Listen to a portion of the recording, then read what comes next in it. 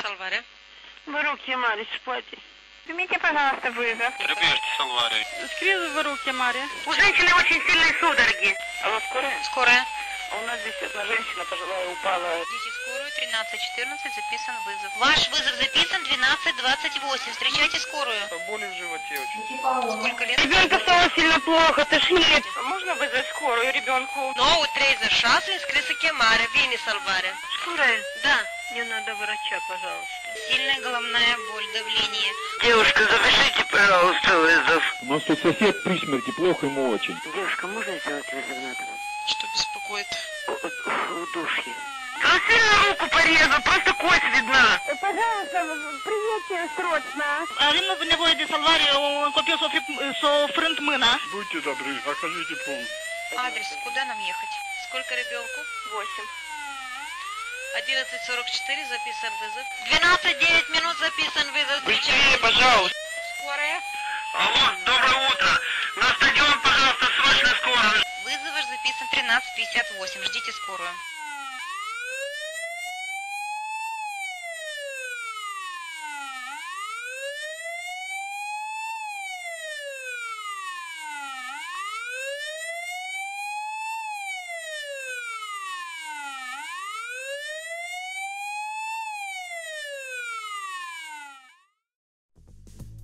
Primele informații sigure despre salvare pe care a fost posibil să le găsim se referă la anul 1945, prin ordinul numărul 63 din 21 mai al secției de okrug al sănătății se numește medic șef al salvarii domnul Crasiuc.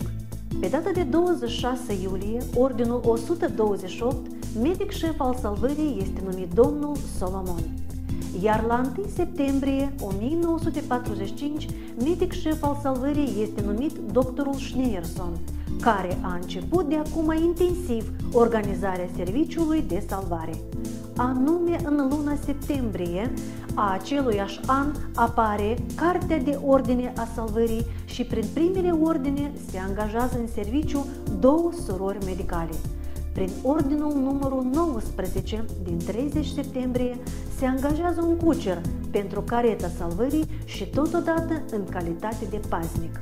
Pe file învechite de vreme, în această carte de ordine găsim atât ordine de angajare și concediere, cât și ordine disciplinare și organizatorice.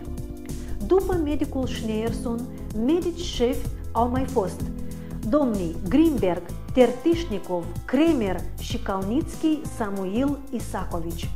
Acelea au fost perioade foarte grele, primii 7 ani de după război, cu multe schimbări și probleme.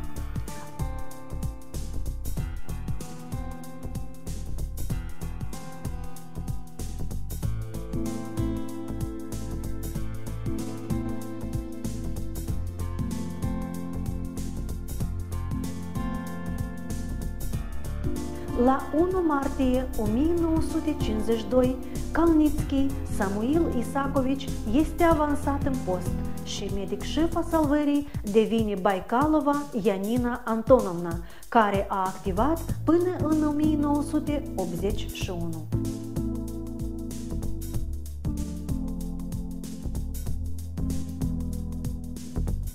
Din 1981 și până în prezent, medic șef este domnul Liviu Bogdan.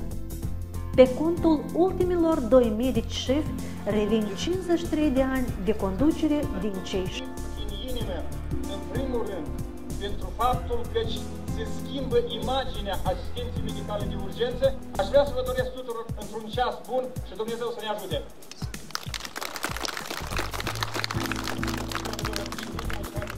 Așa a început salvarea, cu 16 funcții de personal pe hârtie, însă cu 12 angajați de fapt, cu 1578 solicitări în anul 1946 și cu 3300 în 1947, cu o mașină și cu o caretă cu cal. Spre regret nu avem fotografii ai primilor ani. A rămas fotografia primului cal și probabil ea a devenit emblema actuală a orașului Bălți.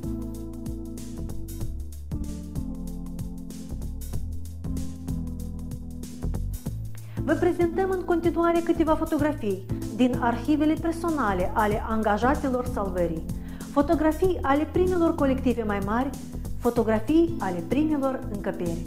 Datorită acestor oameni cu literă mare, cu sufletul blând și cu jertfire de sine, am ajuns astăzi la acest jubileu frumos.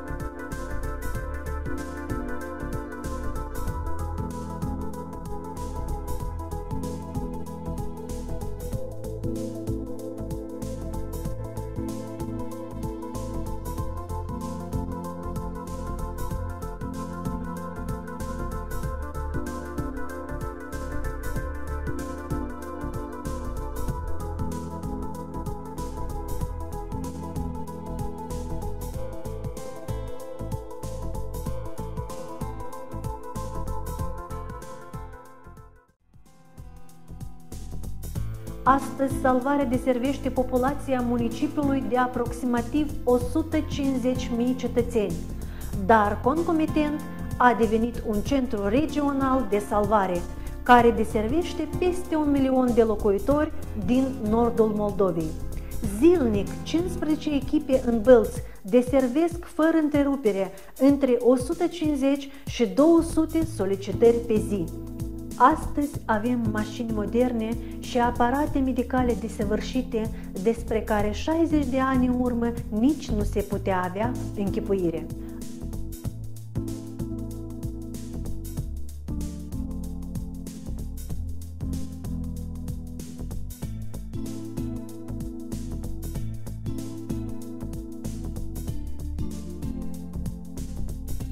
Dar costul a tot ce avem azi nu poate fi exprimat în bani. Este costul a mii de nopți nedormite și milioane de solicitări deservite în 60 de ani, situații încordate și cazuri ce nu se repetă, vieți dedicate salvării până la ultima suflare, ani de studii și clipe de emoții ce nu pot fi exprimate prin cuvinte.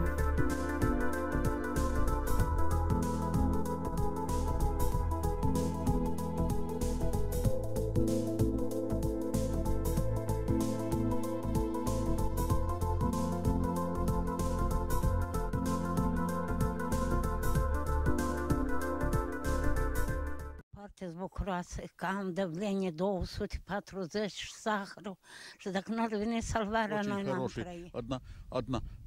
Одна женщина пожилая, фамилию не сказал. Это чудесный человек. Это... Tot Iulia o cheamă, dar familia nu știu. Foarte acceptiv. Țara eu gata, eu nu mă odihnesc, nici nu să doia ca să piscaună să bară. Жила той так і живуть, щоб не скоро, я не знаю, що би було. Pe omul eu de 4 ani, salvarea în tătă ziua, vine. Большое дело. Она мне выписала, мне бывает такое, что головные боли. Я вызвал скорую помощь, вызвал, мне ставят укол, меряют давление, сбивают давление, и очень хорошо, я чувствую себя хорошо, и сон появляется. Мне очень часто бессонница бывает. Дай Бог, щоб вони жили, ніколи не болів ніхто. Echipa de la salvare avem foarte bună părere. Întotdeauna ne servește, vine, ne întreabă, ne ajută. Salvarea mă scap. Și datorită lor, noi mai trăim o leacă.